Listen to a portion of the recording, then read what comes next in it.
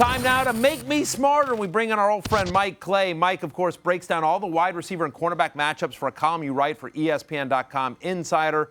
So we've come on the show now, Mike Clay. Make me smarter here. Give me some guys with good matchups this weekend. All right, we'll start with, I hate to go against the Philadelphia Eagles. It's my team. Yes. But this is where we're going to start here. That you have the LA Chargers on the other side, Tyrell Williams, and you can actually throw Travis Benjamin in as well on the other side.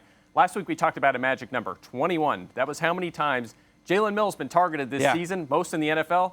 It's 40 now. That's how many times he was 19 targets against the Giants. He's up to 40, still most in the NFL. So expect the Chargers perimeter receivers to be busy against both Mills in this game, as well as Rasul Douglas, the third-round rookie, filling in for Ronald Darby on the other side. And by the way, you can upgrade Keenan Allen in this matchup against Pat Robinson as well, but really it's the perimeter guys. So I know there's some concerns about Tyrell. What do you do with him? You start him this week. Yeah, if you didn't dump him, obviously. I feel like this segment shouldn't be called Make Me Smarter. It should be Mike Clay makes fun of Jalen Mills, because I feel like every week. But it's working every single week, and we expect Phillip Rivers to bounce back big. Speaking of another guy who's been disappointing, there's a Giants wide receiver you like this week? Yeah, I don't know if we want to trust him, but he had a good week 3 as a part of that matchup, and he has another great matchup. It is Brandon Marshall against Vernon Hargreaves. He's a guy we picked on a lot last year. We might be doing it again this year.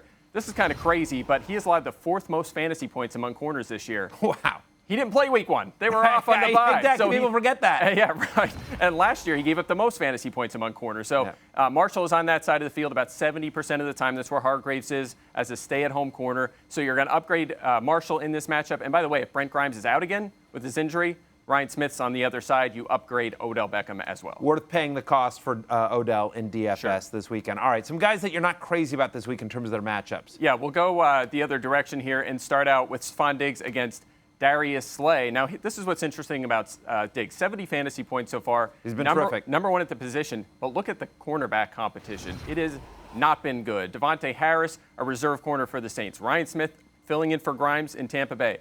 Vernon Hargreaves. I mean, he was on Brent Grimes 20 times, only had 5 fantasy points. So whenever it's been somewhat of a decent competition so far, it hasn't been good. This week has a tough matchup against Slay, his toughest challenge of the season. And keep in mind, Diggs is playing on the outside this year. He's a perimeter guy, not the slot guy. That's where Slay lines up. He'll be on him about 70-80% of the time in this game. Yeah, the Lions' defense overall has played very well this year, so maybe you see more Thielen in this game. Again, Case Keenum going to start. You're still starting Diggs, but maybe lower him. The expectations there, maybe you're not using him in DFS. All right, another guy that you're not crazy about this week, Mike. Yeah, here it is. This is the weekly Patrick Peterson segment. Yeah, sure. He gets Pierre Garçon this week. Expect him to be shadowed throughout. Again, Peterson usually just plays on the perimeter, but he'll shadow a number 1 wide receiver. And Garçon, yes, they move him around each side of the field, but about 80% of the time, he's on the perimeter. So he will be up against Peterson throughout this game. And oh, by the way, when he goes to the slot, some guy named Tyrann Mathieu. He's pretty good as well. It's going to be a tough challenge. Honestly, if I have Garçon, I'm trying to get him on my bench this week. Yeah, I would agree with that as well, despite what he did last week against the Rams. Tough sledding ahead for Pierre Garçon. Thank you, Mike Clay. We'll read your article on ESPN.com.